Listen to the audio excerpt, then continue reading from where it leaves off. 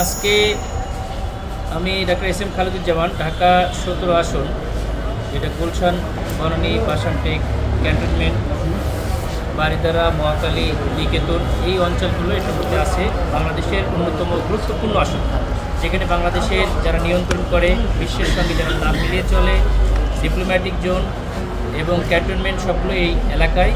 একই সঙ্গে এখানে আমাদের বেশ নিম্ন আয়ের লোকও আছে। করাইল যে বস্তি বলা হয়, সাততলা বস্তি, বাসানটেক বস্তিও এই এলাকাটার মধ্যেই আছে।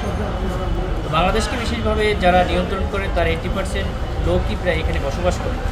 এই আসনে আমি আজকের নমিনেশন পেপার তুললাম। আমাদের বিভিন্ন থানা আমিররা আছেন, দায়িত্বশীলরা আছেন, এবং সঙ্গে বিশেষভাবে আমার আজকে যে নির্বাচনের যে পথ যারা করে গিয়েছে, জুলাই যোদ্ধা যারা, শহীদরা, আহত এবং জুলাই শহীদ ফ্যামিলির মা এবং বাবা, তাদেরকে নিয়ে আজকে আমার এই নমিনেশন পেপার তোলা। এই জন্য আল্লাহ দরবারে আমি শুকরিয়া আদায় করছি, আলহামদুলিল্লাহ।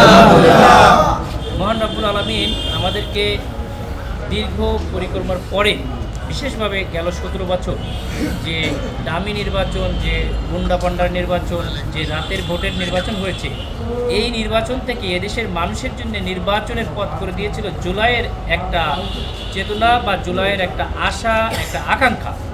এই আকাঙ্ক্ষা ছিল আধিপত্যবাদ বা পরিবারতন্ত্র থেকে এদেশের মানুষকে মুক্তি দেওয়া। সেই মুক্তির জন্য কাজ করেছিল অনেক আশা করে।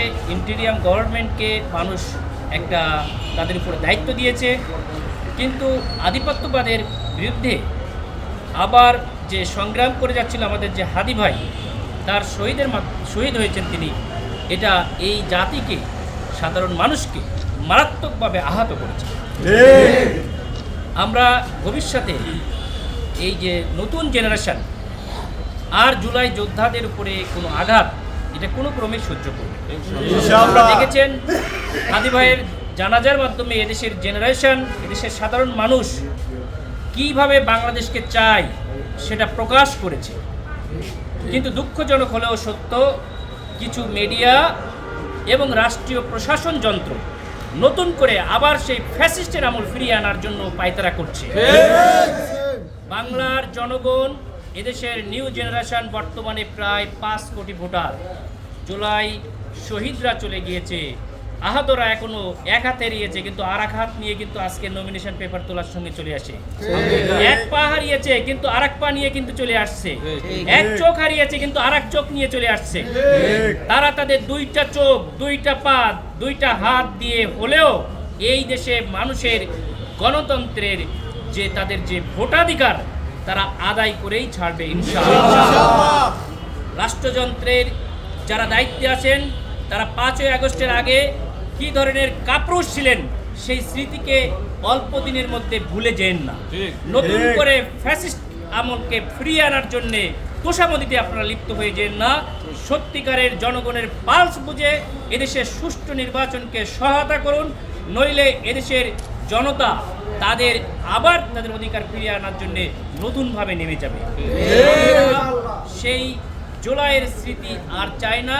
আমরা সকল ভেদাভেদ ভুলে সকলকে নিয়ে একটি সুন্দর বৈষম্যহীন বাংলাদেশ গড়তে চাই। এই বাংলাদেশ হবে ইনসাফের বাংলাদেশ, সকল মানুষের অধিকারের বাংলাদেশ। এই বাংলাদেশকে আমরা আর অন্য কোনো দেশের তাবেদারি দেখতে চাই না। অন্য দেশের সঙ্গে আমাদের সুসম্পর্ক থাকবে, ফ্রেন্ডশিপ থাকবে, কিন্তু সেটা বন্ধুত্বের সম্পর্ক থাকবে, সেটা সম্মানের সহিত থাকবে। কারো অতিরিক্ত আধিপত্যবাদ আমরা সেটা মেনে নেব না।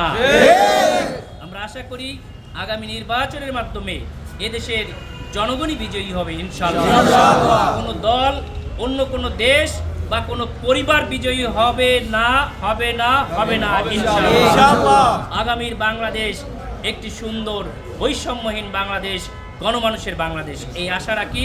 সকলে আমাদের জন্য দোয়া করবেন এবং সকল নিয়ম শৃঙ্খলা মেলে ভবিষ্যতে আমরা বাংলাদেশকে আমাদের নিজেদের বাংলাদেশ করে এদেশের মানুষের অধিকার ফিরিয়ে আনবো ইনশাআল্লাহ।